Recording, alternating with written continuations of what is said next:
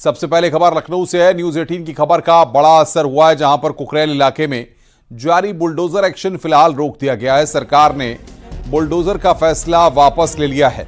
बड़ी खबर हम आपको बता रहे हैं। सीएम योगी ने प्रभावित इलाके के लोगों से मुलाकात की है और उन्हें भरोसा दिलाया कि उनके घर तोड़े नहीं जाएंगे। सीएम योगी ने ट्वीट भी किया है, जिसमें उन्होंने लिखा है कि लखनऊ में पंतनगर हो या इंद्रप्रस्थ नगर, यहां के हर निवासी की सुरक्षा और संतुष्टि हमारी जिम्मेदारी है।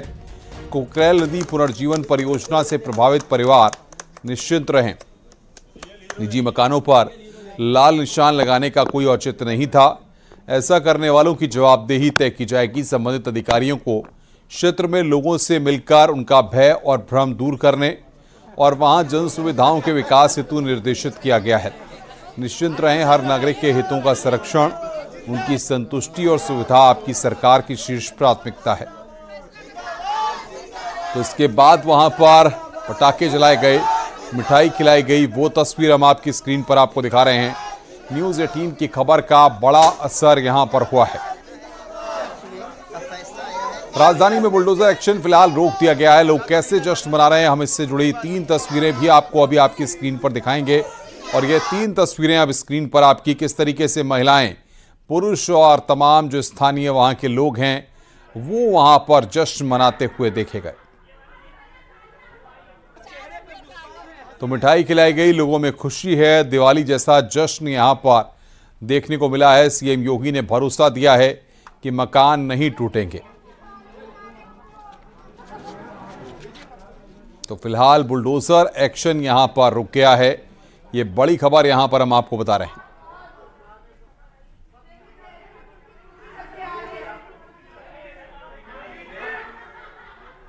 रहीम नगर, पंतनगर, खुर्रम नगर समेत इंद्रप्रस्थ कॉलोनी में खतरा ये था कि वहां पर सरकार लाल निशान लगाकर तमाम लोगों के मकान को गिराएगी। अब राजनगर भी इसमें शामिल था। अब हालांकि मुख्यमंत्री से मुलाकात करके यहाँ के रहवासी निवासी आए हैं। ऐसे ही लोग मेरे साथ मौजूद हैं। आप सब देखें, अब खुशी का माहौल है, लोगों के हाथों में फूल मालाएं हैं। अब आप इधर आ जाए, जरा सा आगे कर लें हाथ। ये भी खुशी अपना जाहिर कर रहे हैं, क्योंकि ये तमाम लोग करीब 30 साल 35 सालों से यहाँ पर रह रहे थे। आइए इन लोगों से बात भी कर लेते हैं, यहाँ के जो निवासी हैं। क्या कहेंगे अब आप, जब अब आप फैसला हो गया कि आप लोगों को रिलीफ मिलने वाला है? मैं सबसे पहले मुख्यमंत्री जी का बहुत बहुत धन्यवाद करता हूँ, बहुत आभार व्यक्त करता हूँ। और उन्होंने हमारी बात बहुत सरलता से सुनी और उसको बहुत गंभीरता से लिया। और उन्होंने ये आश्वासन दिया कि जिन अधिकारियों ने यहाँ पे भय युक्त माहौल बनाया था उनके ऊपर कार्रवाई होगी। आप लोग वो आपके घर आएंगे जो लाल निशान लगा के गए हैं, वो आप उनसे क्वेश्चन कर सकते हैं कि किस आधार पर निशान लगाए गए हैं। और उन्होंने आश्वासन दिया है कि कोई भी मकान को क्षति नहीं होगी। अगर थोड़ा बहुत कोई जाता भी है तो उसका उचित मुआवजा दिया जाएगा। और मैक्सिमम उन्होंने 30 से 35 मीटर और मिनिमम जो है 18 मीटर जो है इसके चौड़ीकरण का आदेश दिया है। और मैं अपनी तरफ से कहना चाहूंगा कि जो बहुत सी भ्रामक स्थितियां लोग फैलाते हैं कि माननीय मुख्यमंत्री हमारे योगी आदित्यनाथ किसी की सुनते नहीं है, ऐसा कुछ नहीं है। जब हमारे मीडिया कर्मी भाइयों द्वारा उन तक जो है सही बात पहुंचाई जाती है, उनके कानों तक पहुंचती है तो वो बहुत उचित एक्शन लेते हैं। और मैं उनका बहुत बहुत आभार व्यक्त करता हूं। उन्होंने जो है हम लोगों को बहुत रिलीफ दिया। और आगे भी मैं कोशिश करूंगा कि जो है उनके लिए जो भ्रांतियां हैं वो लोगों से मन में निकलें और वो अपनी बात वहां तक पहुंचाएं। कैसे भी जब बात पहुंचती है तो वो उसके ऊपर उचित कार्रवाई अवश्य करते हैं। उत्तर प्रदेश के शिक्षकों के लिए राहत भरी खबर सामने आई है। राज्य में शिक्षकों की डिजिटल अटेंडेंस पर फिलहाल रोक लगा दी गई है। डिजिटल अटेंडेंस सिस्टम 2 महीने के लिए स्थगित किया गया है।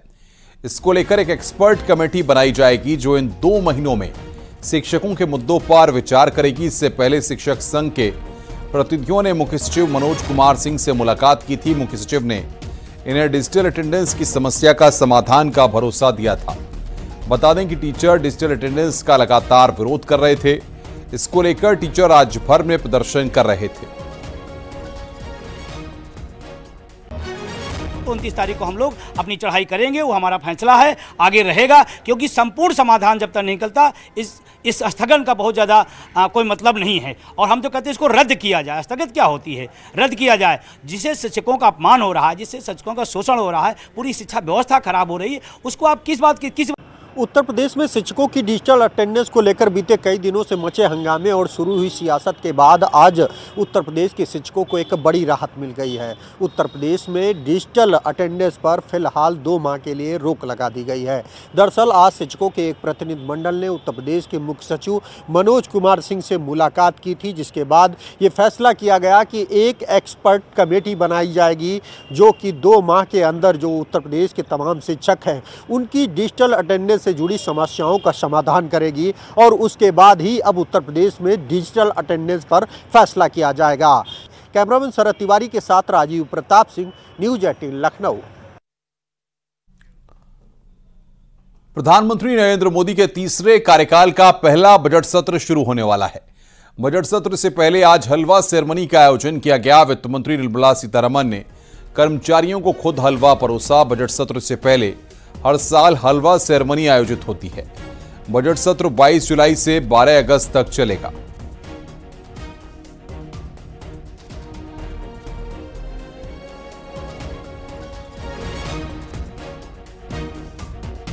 गाजियाबाद में बैंक की रिलेशनशिप मैनेजर शिवानी त्यागी ने जहर खाकर जान दे दी।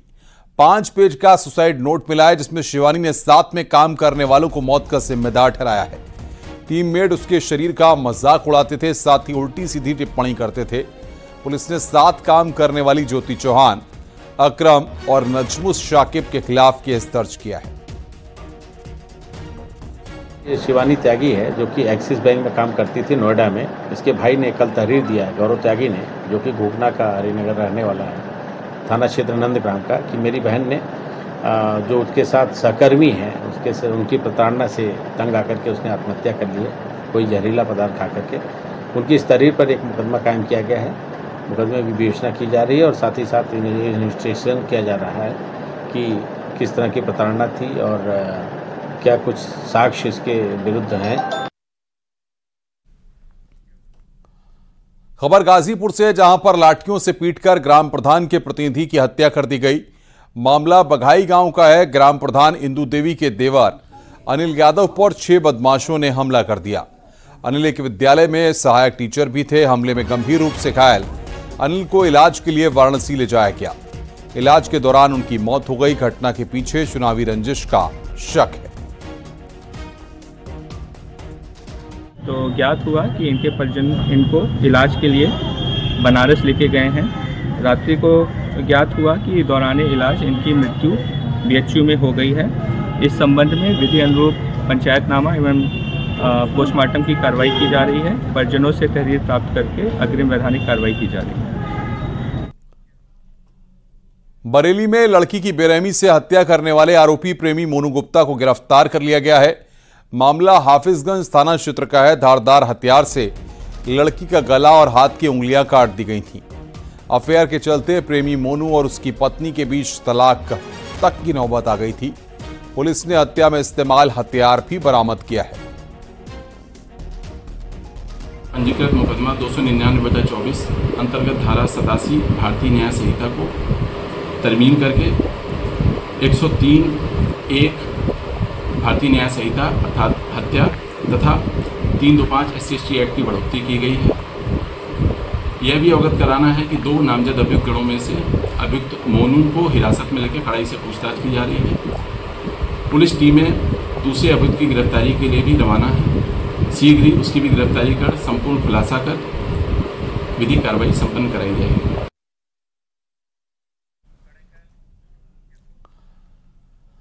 मेरठ में भाई ने अपनी बहन को मौत के घाट उतार डाला। परिवार में संपत्ति के बंटवारे को लेकर भाई बहन के बीच विवाद हो गया। इसके बाद भाई ने कुल्हाड़ी से वार करके बहन की हत्या कर दी। पिता ने अपनी ही बेटी की हत्या का मुकदमा दर्ज करने के लिए तहरीर दी है। मामला रुहासा गांव का है। 20 लाख रुपए की प्रॉपर्टी को लेकर झगड़ा था। आरोपी की तलाश के लिए कई टीमें बना दी गई हैं।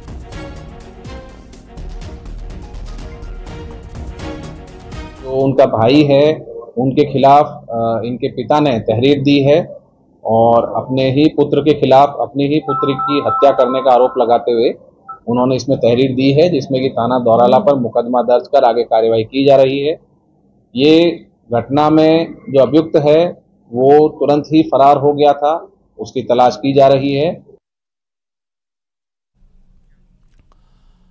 अमेठी में बीजेपी आईटी सेल के जिला संयोजक संजीव तिवारी और फंशु को लगातार जान से मारने की धमकी दी जा रही है। बताया जा रहा है कि संजीव तिवारी ने ही मुहर्रम के जुलूस में लगे विवादित नारों का वीडियो वायरल किया था, जिस पर पुलिस ने कार्रवाई भी की थी। मुस्लिम लड़कों पर मुहर्रम के जुलूस के दौरान विवादित नारों का आरोप लगा था। जुलूस में शामिल लड़कों ने लगाया था, हिंदुस्तान में रहना है तो या हुसैन कहना होगा। ये नारा लगाया गया था। बीजेपी आईटी सेल के जिला संयोजक संजीव तिवारी और फंशु की तहरीर पर मुसाफिरखाना कोतवाली में केस दर्ज हुआ है। संजीव तिवारी ने बताया कि पिछले 2 दिनों से उनके मोबाइल पर सैकड़ों नंबरों ने फोन कर लगातार जान से मारने की धमकी दी जा रही है। अमेठी पुलिस सभी नंबरों को सर्विलांस पर लगाकर जांच पड़ताल में जुटी हुई है। मुसाफिरखाना खाने के सामने कुछ आपत्तिजनक नारे लग रहे थे, जिसका वीडियो मैंने ट्विटर पर पोस्ट कर दिया था। तब से मेरे पास कॉल आ रही है, देश से आ रही है, विदेश से आ रही है, जिसमें जान से मारने की धमकी दी जा रही है। लगातार माँ बहन की गाली दी जा रही है। फ़ोन करके बार बार हर घंटे पे फ़ोन किया जाता है। 6-7 फ़ोन आते हैं हर घंटे पे, 2 घंटे पे, जिसमें गाली दी जाती है। फ़ोन उठाते ही जान से मारने की धमकी दी जाती है।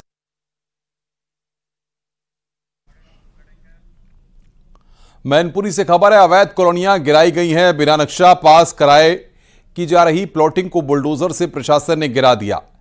खेत दिखाकर प्रॉपर्टी डीलर ने ग्राहकों को कॉलोनियों की रजिस्ट्री दी थी। डीलर्स ने खेतों में अवैध बिल्डिंग बनवा दी थी। मामला महमूद नगर का है।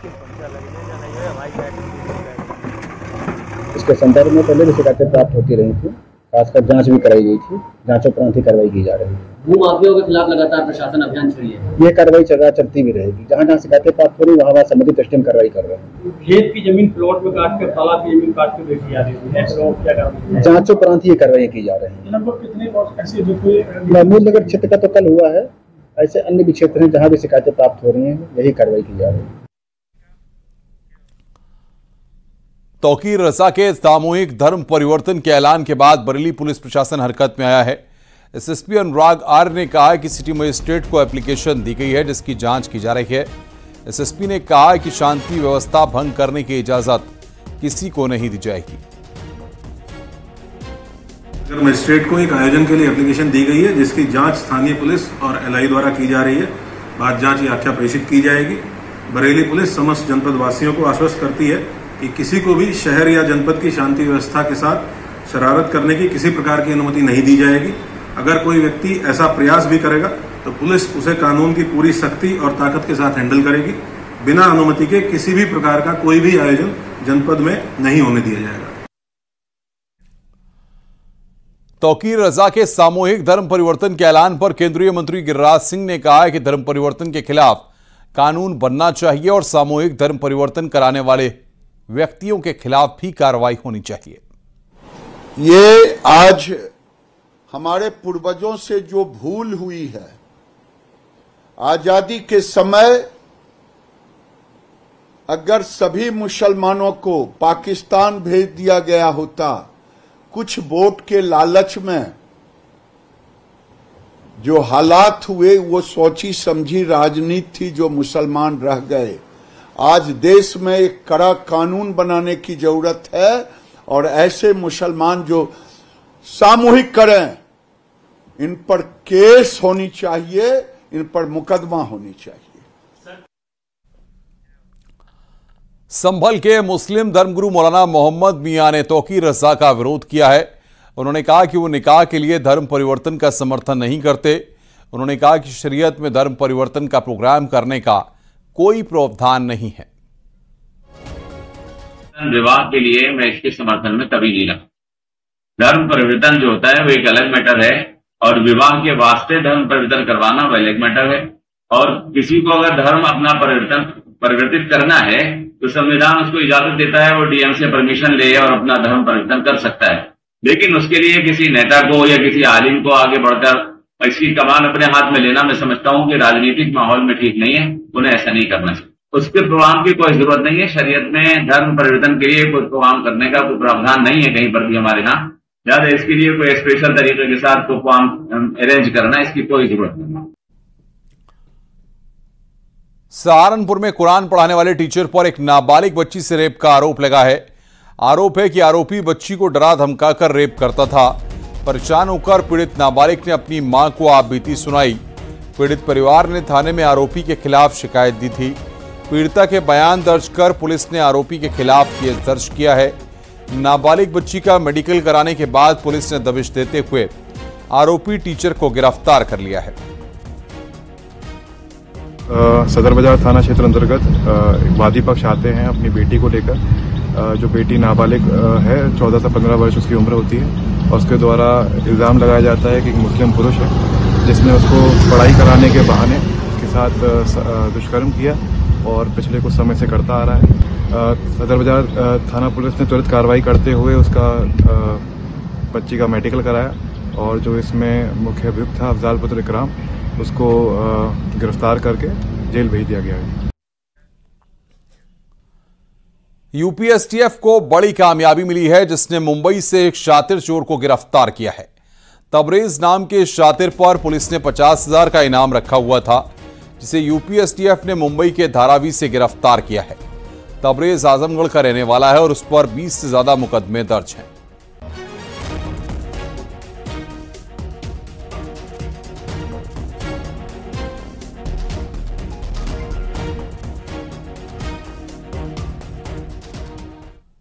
खबर गाजीपुर से है। आरा मशीन संचालक की संदिग्ध हालत में मौत हो गई है। मामला देवकली गांव का है। कमरे में संचालक का शव पड़ा मिला। गर्दन और कंधे पर चोट के निशान हैं। बताया जा रहा है कि रेवतीपुर गांव के रहने वाले विनोद गुप्ता की आरा मशीन थी। फिलहाल पुलिस मामले की छानबीन में जुटी हुई है। ने सूचना दिया, जो कि रेवतीपुर के रहने वाले ने सूचना दिया कि इनके पिताजी, जिनका नाम विनोद कुमार गुप्ता था, सन ऑफ बगेदू शाह, जो कि देवकली क्षेत्र में, जो कि गहमर थाना क्षेत्र में पड़ता है, वहाँ पर एक पुरानी आरा की मशीन थी जो कि पिछले 10 वर्षों से बंद चली, तो वहीं पर रहते थे। और वहीं पर आज सुबह में 7 बजे इनके पुत्र को ये सूचना मिली कि उनकी मृत्यु हो गई है, जिसकी सूचना पर पुलिसगण भी और मैं स्वयं भी वहाँ पर मौजूद रहा। अन्य अधिकारी, उच्च अधिकारीगण भी वहाँ उपस्थित आए हैं। गोरखपुर में डीएम और कमिश्नर ने आज बाढ़ प्रभावित क्षेत्र का नाव में बैठकर निरीक्षण किया। राप्ती नदी खतरे के निशान से 1 मीटर ऊपर बह रही है। करीब 50 गांव बाढ़ की जद में हैं। सरयू और रोहिणी नदी इस वक्त खतरे के निशान के करीब बह रही है। जिला प्रशासन गांव में आने जाने के लिए 100 से ज्यादा नाव का इंतजाम कर रखा है। वहीं गांव वालों को राशन और दवाइयां भी दी जा रही हैं। बढ़ते जलस्तर की वजह से एनडीआरएफ की टीम भी तैनात की गई है। टोटल जनपद में करीबन 48 गांव के आसपास प्रभावित हुआ है। अगर आप घाघरा और राप्ती नदी को देखेंगे तो सभी गांव में जितने प्रभावित गांव हैं वहां पे राशन वितरण, फूड पैकेट सभी का डिस्ट्रीब्यूशन किया जा रहा है। रेगुलर बंधों की पेट्रोलिंग की जा रही है। जितने भी रेन कट्स हुए थे अराउंड 1 वीक पहले, उसको ठीक करा लिया गया है। और मतलब चूँकि अगर नेक्स्ट बार दोबारा अगर बारिश होता है तो उसके लिए हम लोग स्थिति में तैयार रहें। और हेल्थ कैंप्स लगभग 28 हेल्थ की टीम लगाई गई हैं, जो रेगुलर इनका स्वास्थ्य परीक्षण कर रही हैं, क्लोरीन की टैबलेट्स वितरित कर रहे हैं। सफिशिएंट मेडिसिन हैं और हमारे CHCs में भी पर्याप्त फैसिलिटीज अवेल की गई है। तो आज हम लोग बस यही जायज़ा लेने गए थे कि जहाँ जहाँ एटलीस्ट पानी घुसा है तो वहाँ पे लोगों को राहत सामग्री और सुविधा पहुँचाएगी। तो इसी करीब गोरखपुर में इस वक्त राप्ती नदी अपने खतरे के निशान से 1 मीटर ऊपर बह रही है, जिसके कारण करीब 45 गांवों में पानी घुस गया है। कुछ गांव मुरुंड हो चुके हैं, जो चारों तरफ पानी से घिर चुके हैं। उन्हीं में से एक गांव है बहरामपुर, जहां पे इस वक्त मैं खड़ा हूं। और आप देखिए यहाँ पे लोग आने जाने के लिए नाव का सहारा ले रहे हैं। ये जो नाव मेरे सामने से जा रही है, इस पर आप लाल झंडी देख रहे हैं। लाल झंडी मतलब कि ये जिला प्रशासन के द्वारा ये नाव गाँव के लोगों को आने जाने के लिए उपलब्ध कराई गई है। नाव निःशुल्क है, गांव के लोग इससे आराम से आ जा सकेंगे। हालांकि अधिकतर गांव के घरों में नाव मौजूद है, चूँकि ये जितने भी गांव इस वक्त बाढ़ से प्रभावित हैं या गांव में पानी घुसा है, वहां हर साल की स्थिति यही होती है। और ये सारे गांव नदी से एकदम सटे हुए, नदी के किनारे बसे हुए हैं। चूँकि जो ये गांव बहरामपुर डूबा हुआ है, ठीक इससे 300 मीटर पीछे ही राप्ती नदी बहती है। और इसके बगल से होते हुए जब बहरामपुर दक्षिणी की तरफ जाएंगे तो वहाँ से सटा हुआ श्री राम घाट का जो बंधा है वो रोके रहता है, तो बगल से सटा हुआ राप्ती नदी बहती हुई जा रही है। और चूँकि इस वक्त राप्ती नदी 1 मीटर खतरे के निशान से ऊपर बह रही, तो इसलिए ऐसे गांव जो नदी के किनारे बसे हुए थे, नदी से एकदम सटे हुए, वो पूरी तरीके से प्रभावित हैं और कुछ गांव तो मुरुन से हो गए हैं। सबसे अधिक सदर तहसील और उसके बाद फिर कैंपियरगंज और गोला के कुछ गांव प्रभावित हैं। हालांकि जिला प्रशासन के लिए राहत की बात यह है कि जो अन्य नदियां थीं या तो उनका जो विस्तार था, उनका जो बहाव था वो थोड़ा सा कम हुआ है। वाराणसी में गंगा नदी का जलस्तर बढ़ने से 10 घाटों का आपसी संपर्क टूट गया है। गंगा का जलस्तर करीब 61.79 मीटर दर्ज किया गया है। तेज बहाव की वजह से नाविकों ने घाट के किनारे अपनी नाव को बांधना शुरू कर दिया। वहीं रत्नेश्वर महादेव मंदिर पूरी तरह से पानी में डूब गया है। दशाश्वमेध घाट पर होने वाली गंगा आरती की जगह बदलनी पड़ी है। प्रशासन ने गंगा नदी में छोटी नाव पर रोक लगा दी है। काशी में गंगा का जलस्तर लगातार बढ़ाव की ओर है। करीब 8 से ज़्यादा घाट ऐसे हैं जिनका आपसी संपर्क टूट गया है। इस वक्त मैं मणिकर्णिका घाट पर हूं, जहां पर आप ये देखिए रत्नेश्वर महादेव मंदिर है जो पूरी तरीके से अब गंगा में समा गया है। काशी में बाढ़ की पहचान या ये कह लें कि बाढ़ का जो अलर्ट होता है, सूचक होता है, वो यही रत्नेश्वर महादेव मंदिर होता है। जैसे जैसे ये डूबता जाता है, ये मान के चलिए कि बाढ़ लगातार काशी में बढ़ती जाती है। गंगा घाटों लखीमपुर खीरी में बिजुआ ब्लॉक के सिकटिया गांव में देखते ही देखते 16 सेकंड में गांव में बना एक मंदिर नदी में समा गया। इसका वीडियो सोशल मीडिया पर वायरल हो रहा है। उसकी तस्वीर हम आपको दिखा रहे हैं किस तरीके से मंदिर नदी में समा गया।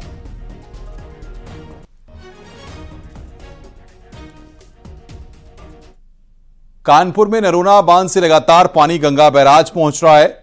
ऐसे में गंगा का जलस्तर रोजाना बढ़ता जा रहा है। जलस्तर 113 सेंटीमीटर को क्रॉस कर गया है। ऐसे में कटनी के 2 दर्जन से अधिक गांव कभी भी बाढ़ से प्रभावित हो सकते हैं। इसको लेकर जिला प्रशासन भी अलर्ट है।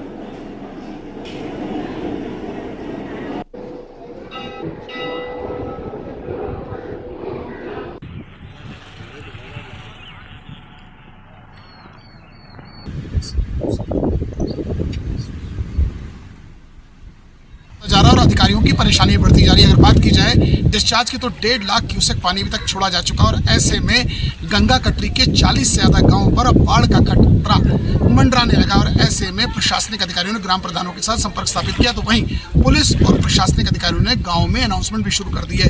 इस वक्त न्यूज 18 में आप देख सकते हैं ग्राउंड जीरो पर एक नाव पर है। ये धमनीपुरवा, चैनपुरवा, लदुआ खेड़ा ऐसे तमाम गाँव के छोर तक पानी पहुँच चुका है और रोज लगभग 30 सेंटीमीटर तक पानी बढ़ता जा रहा है और ऐसे में जो